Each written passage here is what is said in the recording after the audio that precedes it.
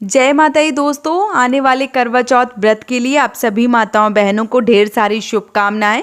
भगवान श्री हरि विष्णु आपकी जोड़ी हमेशा सलामत रखें और आप जीवन पर्यंत अपने पति की लंबी आयु के लिए करवा चौथ का व्रत करती रहें, यही कामना करती हूँ। और इसी कामना के साथ आज का जो वीडियो है वो मैं शुरू कर रही हूँ।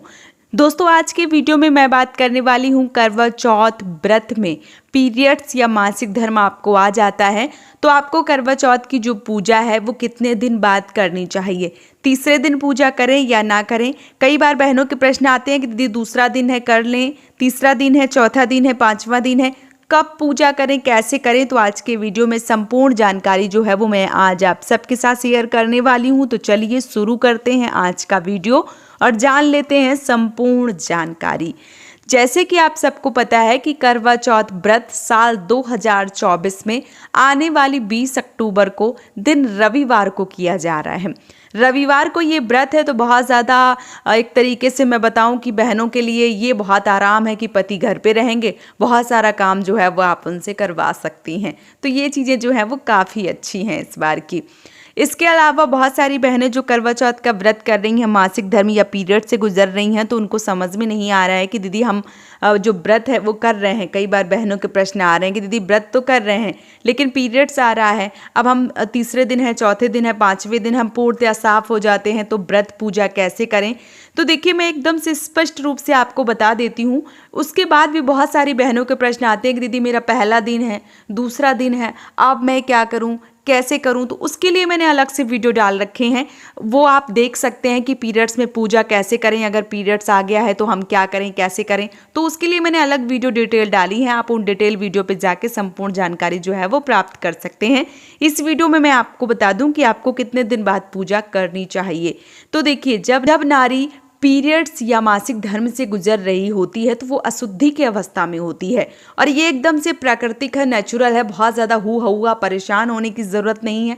अगर आप मासिक धर्म या पीरियड से गुजर रहे हैं और आपका पहला दिन, दूसरा दिन, तीसरा दिन है तो आपको पूजा पाठ या किसी भी सामान को हाथ नहीं लगाने हैं। इस चीज़ का विशेष रूप से ध्यान रखें क्योंकि 3 दिन तक जो भी हमारे धार्मिक ग्रंथ हैं उसमें भी ऐसा वर्णन किया गया है कि जो नारी है, जो स्त्री है, वो 3 दिन तक अशुद्धि की अवस्था में रहती है। उस समय किसी भी देव कार्य में हम शामिल नहीं हो सकते हैं, किसी भी पूजा पाठ की सामग्री को हम हाथ नहीं लगा सकते हैं, ऐसा वर्णन किया गया है। लेकिन 3 दिन का वर्णन मिलता है, ऐसा नहीं है कि 8 दिन, 10 दिन, 7 दिन, 5 दिन, ऐसा कहीं भी वर्णन नहीं है। 3 दिन की अशुद्धि की अवस्था जो है वो आपको धार्मिक ग्रंथों में मिलती है। 3 दिन आपको पूजा पाठ नहीं करनी है। चौथे दिन जो नारी हैं, जो स्त्री हैं, वो रसोई घर में जाने के लिए पवित्र मानी गई हैं और 5वें दिन देव कार्य के लिए पवित्र मानी गई हैं। तो आप अगर 3 दिन के बाद यानी कि चौथे दिन पूर्णतया साफ हो जाती हैं तो आपको पूजा पाठ करना चाहिए, लेकिन उसमें भी रसोई घर में जाने के लिए पवित्र बताया गया है, भगवान को छूने के लिए नहीं बताया गया है।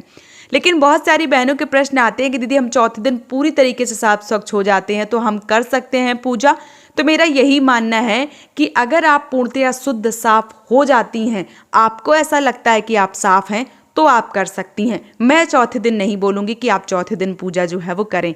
5वें दिन का जो वर्णन है वो धर्म ग्रंथों में मिलता है। तो 5वें दिन जो नारी है, जो स्त्री है, वो देव कार्य के लिए एकदम से पवित्र मानी गई हैं।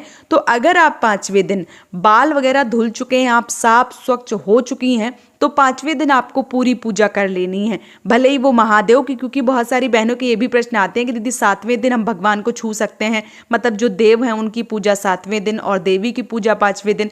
तो मेरा यही मानना है कि अगर आप पूर्णतया साफ स्वच्छ हो गई हैं तो फिर आपको सोचने समझने की आवश्यकता नहीं है। आप 5वें दिन भी, चाहे वो चौकी लगा के पूजा हो गई, चाहे वो अर्घ देने की बात हो गई, चाहे वो पति की पूजा हो गई, जो भी कार्य है वो आप कर सकती हैं। इसमें कोई भी दिक्कत, कोई परेशानी जो है वो नहीं होती है। लेकिन अगर आप 5 दिन तक भी पूर्णतया साफ स्वच्छ नहीं होती हैं तो फिर आपको देव कार्य की किसी भी जो चीज़ें हैं उनमें हाथ नहीं लगाना चाहिए, चाहे वो अर्घ की बात हो गई, चाहे वो चौकी लगा के बात हो गई। फिर आपको क्या करना है, फिर आपको मानस पूजा करनी है, अर्घ अपने पति के हाथों से दिलवाना है। चौकी लगा के पूजा आपको नहीं करना है, सिर्फ और सिर्फ पूजा किसकी करेंगी, आप अपने पति की, और व्रत करेंगी और अपने पति की पूजा करेंगी। बस इतना ही काफ़ी है, इसके अलावा आपको नहीं करना है। लेकिन अगर आप पूर्णतया साफ स्वच्छ हो जाती हैं तो आप, चाहे वो चौकी लगा के पूजा हो गया, चाहे वो अर्घ देने की बात हो गई, चाहे वो पति की पूजा हो गई, हर कार्य के लिए आप जो एक तरीके से शुद्ध है वो मानी जाएंगी, तो आप ऐसे में सारे कार्य जो हैं वो कर सकती हैं। लेकिन अशुद्धि की अवस्था में आपको बिल्कुल भी भगवान को टच नहीं करना है, पूजा पाठ नहीं करनी है, अर्घ नहीं देना है। इस बात का विशेष रूप से ध्यान रखें। तो उम्मीद करती हूँ कि ये वीडियो आप सबके लिए काफ़ी ज़्यादा जो है वो हेल्पफुल रहा होगा, मददगार रहा होगा। वीडियो अगर पसंद आया है तो आप मुझे ज़्यादा से ज़्यादा सपोर्ट करें इस चैनल को सब्सक्राइब करके और वीडियो को लाइक करके। आप सभी माताओं बहनों को एक बार फिर से करवा चौथ व्रत की ढेर सारी शुभकामनाएं। जय माता दी दोस्तों।